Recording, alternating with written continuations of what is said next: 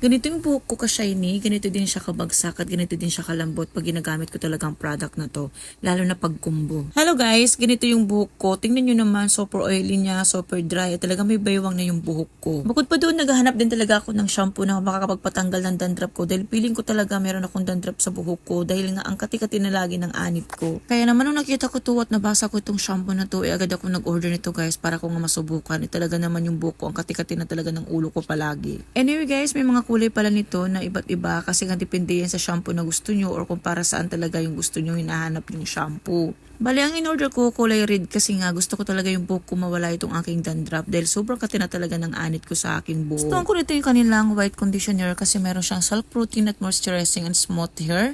So ito guys ay meron siyang plant essential oil na hair mask na rin siya. Napakaganda at napakabango nito guys.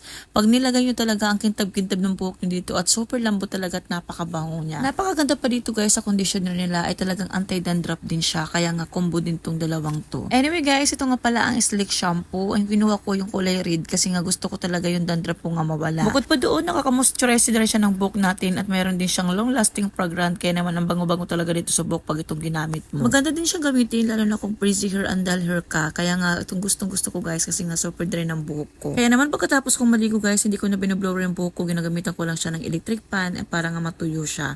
And then sinusuklay ko lang talaga siya ng sinusuklay para nga lalo siyang umistraight at kumintab. Hindi rin kasi ako madalas talaga gumamit ng blower kasi nga yung buhok ko lalong masisira. Lalo na pag naiinitan yung anit ko, inalalagas din ng buhok ko. Sobrang tuwan-tuwa talaga ako dito sa shampoo and conditioner na to dahil nga sobrang bagsak ng buhok ko, ang lambot pa niya. Tingnan nyo naman guys, feeling ko talaga ang ganggang talaga ng buhok ko or ng ulo ko. Kaya naman sa mga gusto nito guys, ilalagay ko sa aking yellow basket, i-check out yun na habang promo pa sila. Ayan, napakaganda, napakabagsak at napakalambot. Bukod pa doon guys, napakabango ng shampoo at conditioner nito. Yun lang, bye!